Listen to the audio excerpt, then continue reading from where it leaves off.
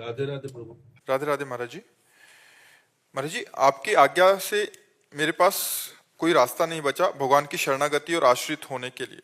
हमने लगभग सारे भोग भोग लिए हैं और थक भी गया हूं। अब पिछले नाम जप ही निरंतर प्रयासरत हूं। महाराज जी, शरणागत और आश्रित होने का मतलब क्या है और मुझे अब क्या करना चाहिए? आप कह रहे हैं कि आप एयरफोर्स में हैं। ये तो बहुत बड़ी बात है कि कोई भोग भोग कर थक गया हो।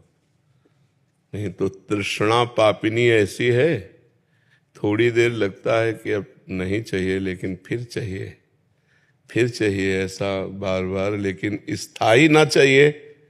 अब ये बात आप देख लीजिए, ऐसा है। ऐसा है प्रभु। बार बार वही विचार, तो भोग भोगने की इच्छा, फिर चिंतन, फिर जो भोग भोगने की क्रिया, फिर उसके बाद भोग भोगने के बाद जलन। हाँ, बिल्कुल बिल्कुल ठीक बात है। तो इससे अब बचना चाहते हैं। Yes sir. हाँ, तो भगवान की शरणागति, अंदर से भगवान को पुकारो कि हे नाथ, हे करुणामय, अब मैं अपने जीवन का भार आपके चरणों में समर्पित करता हूँ। और 3 काम करो: भगवान का चरणामृत, भगवान का नामामृत, भगवान का लीलामृत, 3 का पान करो, ठीक हो जाओगे। भगवान का नाम जप करो तो नामामृत हो गया। और जब आप महीने 2 महीने में समय मिले तो बिहारी जी, राधा वल्लभ जी, इनका चरणामृत ले लो और एक शीशी में रख लो और उसमें पानी मिलाते रहो तो सालों चरणामृत वो चलेगा। रोज 1 ढक्कन चरणामृत लो।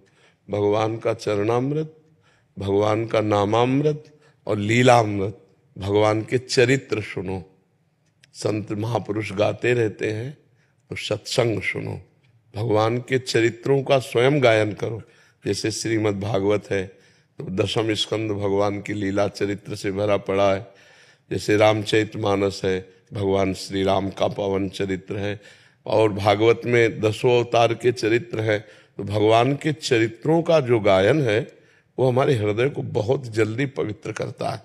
तो स्वयं भागवत 1-2 अध्याय पढ़ो, रोज चरणामृत पियो और रोज नाम जप करो। और हर समय ये चिंतन रखे कि अब मैंने वृंदावन में बैठकर संत के सामने अपने आप को भगवान के हवाले कर दिया। अब मेरा जीवन भगवान की शरण में है। यहीं से शरणागत प्रारंभ होती है। जब हनुमान जी मिले तो विभीषण जी को भरोसा हो गया कि मैं भगवान की शरण में हूँ। अब मोहि भा भरोस हनुमंता, हे हनुमान, अब मुझे भरोसा हो गया। क्योंकि अगर आप मिले तो इसका मतलब भगवान की हम पर कृपा है। बिनु हरि कृपा मिले नहीं संता। यदि भगवान की कृपा ना हुई होती तो आप जैसे महापुरुष ना मिलते। तो शरणागति संत मिलन से होती है। तो आज से आप अपने को भगवान की शरण में मानो और खूब नाम जप करो, भगवान का चरित्र सुनो, भगवान का चरणामृत पियो। ठीक है? कोई गलत आचरण अब मत करना, क्योंकि भगवान के भक्त के द्वारा भगवान के विरुद्ध आचरण नहीं होता। अगर विरुद्ध आचरण करोगे तो हमारी बात का रंग ही नहीं चढ़ेगा आपके ऊपर, और बात का रंग चढ़ गया तो फिर उसका रंग नहीं चढ़ेगा। मतलब केवल धोखा है, केवल धोखा। एक मन का जाल है जो हमें चिंतन में फंसाता है और कहता है इसमें सुख है, और जब हम भोगते हैं तो जैसा चिंतन में सुख मिला था वैसा मिला नहीं। फिर लगता है अब इस प्रक्रिया से भोगेंगे, अब इस शरीर को भोगेंगे, अब इस वस्तु को भोगेंगे। ऐसे भ्रम में पूरा जीवन नष्ट हो जाता है।